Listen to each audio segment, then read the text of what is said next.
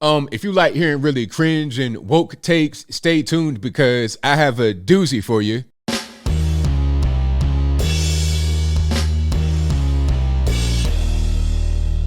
How's everybody doing? My name is Anthony Brian Logan, and today we got to talk about the 1619 Project lady Nikole Jones saying that Cuba is a model of racial equality. And as a matter of fact, out of any country in the Western Hemisphere, they are the model of racial equality. And it's all thanks to socialism. Now, like I said, this is a really cringe, woke, ridiculous, and crazy take. And it comes from a podcast back in 2019 with Vox. And I'll link to that in the description box below so you can hear it for yourself. But what I'm going to do right now is play a short clip from that podcast to get straight to the meat and potatoes. And after we get done listening to that, I'll come back. I'll talk about what was said there. Then I'll give you the rest of my 2 cents, my deep detail analysis, and then I'll wrap it on up with a nice bow on top. So without further ado, let's go ahead and roll it.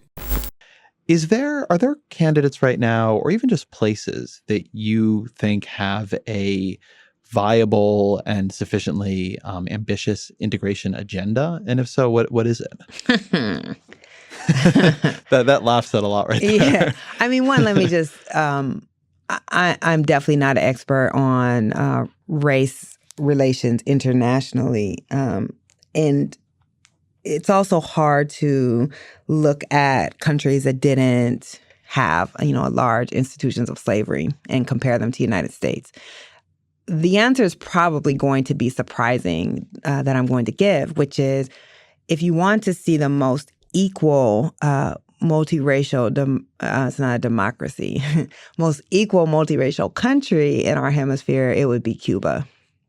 Cuba has the least inequality between Black and white people of any place really in the hemisphere. That's, the Caribbean, most of the Caribbean, it's hard to count because the white population in a lot of those countries is very, very small. They're countries run by Black folks. But in places that are truly, at least biracial countries, Cuba actually has the least inequality. And that's largely due to socialism, which I'm sure no one wants to hear. Yeah. So I mean, what does that actually imply for us? I mean, if you're a candidate running and you want to have a genuine integration agenda, like what might that look like? Like, what do you think could work? All right. So you saw that, you heard that. Now talk about cringe, talk about woke, and talk about just completely missing the entire point of what's going on right now. But like I said, it come from 2019. So the current context is not necessarily there. Like, she didn't come out on TV and say, hey, okay, we got these protests going on, but hey, how about racial equality? But still, even back in 2019, the same problems that exist today, the same issues that have sparked the protests were going on back then. Okay, what's going on with Cuba is a lack of everything. You're in a socialism, communism, whatever you want to call it, same difference for the most part. You're not going to have basic necessities and, in abundance, or in enough supply to where they're easily accessible, to where inflation won't really be a problem because, we have inflation over here in America, but a lot of that we think is because of money printing. And of course, that's part of it, but it's not the only reason. You got supply chain problems, you got staffing problems, you have a lot of different issues that would affect inflation. And with the government, when they want to take all people's money, when they want to stifle innovation, when they want to probably even stop your ability to grow food and things of that nature, that's going to cause inflation. It's going to cause food shortages. It's going to cause medicine shortages. It's going to cause all these things from the government. So when she says, socialism is the reason why we have racial equality, and that's a great thing. Well, first of all, what is racial equality? What does it really mean? Is there no racism? How are you going to stop racism from a government point of view? Because racism, from my point of view, is, okay, I'm a particular race, you're a particular race, and I don't like you because of your race. So how are you going to stop that with a government program? I'm not really sure. Now, as far as there being like equality, meaning like, okay, Blacks make this amount of money, whites make that amount of money. You can achieve that through government regulation, but what happens? A clue will be in that book right there behind me. You might not be able to see it, but if you recognize it, you recognize it. That's George Orwell, Animal Farm. And if you've not read it, you got to read it. Get your kids reading it. It's an easy read. You can read it in a short period of time. It's an easy, you can have kids that are really little read it. But anyway, one of the main things of the book was you have, they're all animals.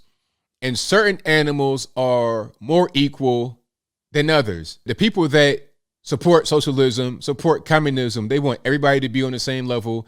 They don't want, income inequality and things of that nature. What you end up with are people that are all suffering together, except for those, like I said, who are more equal than others. The politicians, the elites, the big people up here, the Bill Gates, Elon Musk.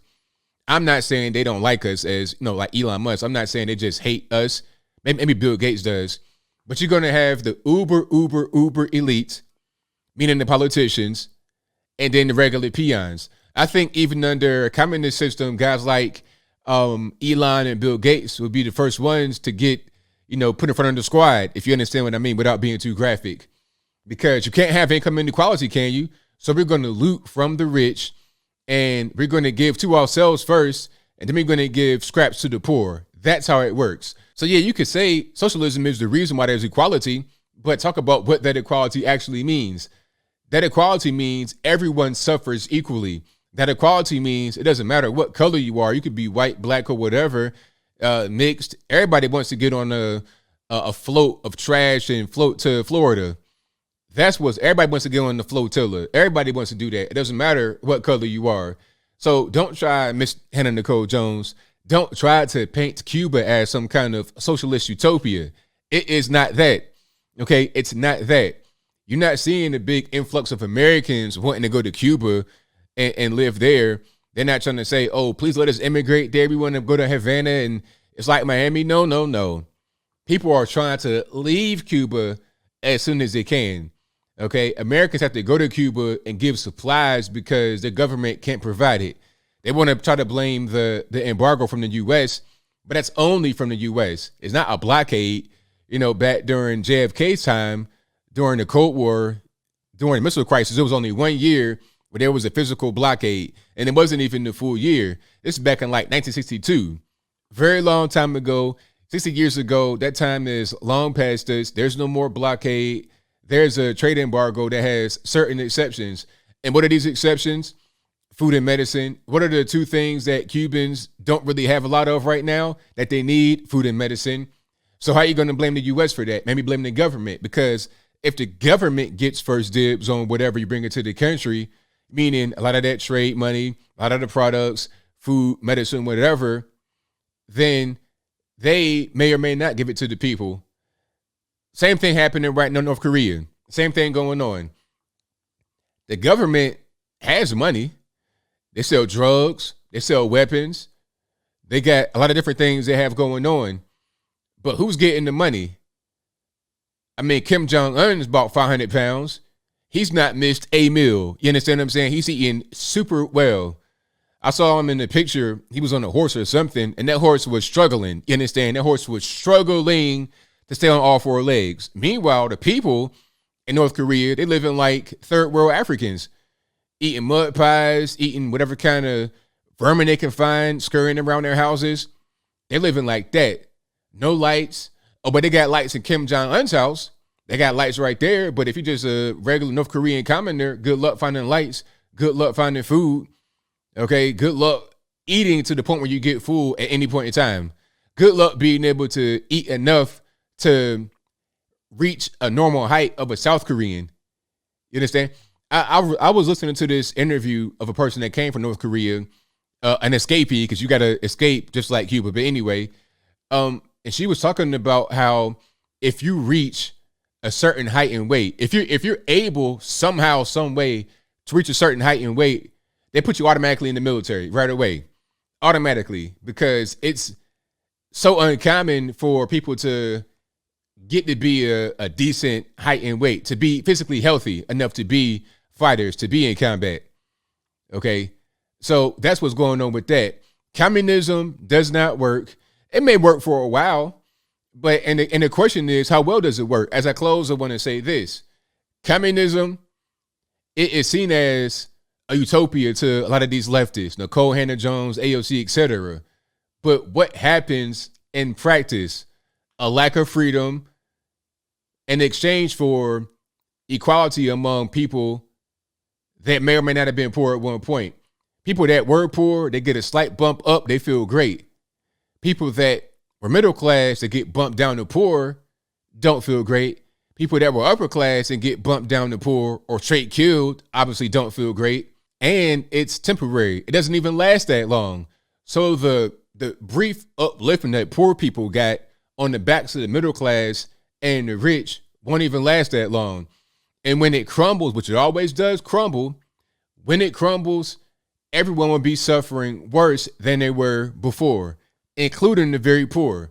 So I don't want to hear this about, oh, they got literacy rates. So what? What are they reading? Cuban propaganda, communist books? Communism always fails. Socialism fails. And we're seeing it happening right now in real time in Cuba. But I think I'll leave that right there for now. And what say you? How do you feel about what Nikole Hannah-Jones said back in 2019 on the Vox podcast, talking about racial equality? Did she have a point? Did she not have a point? Did she make a point, but she missed the actual point? Whatever your thoughts on that are, let me know in the comments below. How do you feel about these people that talk about how great communism is and socialism is? I've never heard anyone that comes from a communist country say that communism is great. Ultimately, they know that it means depriving a lot of people of their freedom to get a brief upliftment. That's the bottom line, long and short. I never really hear people say too much otherwise. But whatever your thoughts are, please let me know in the comments below. And that's all I got to say for this video. If you like what you heard, please comment, rate, share, and subscribe. Peace.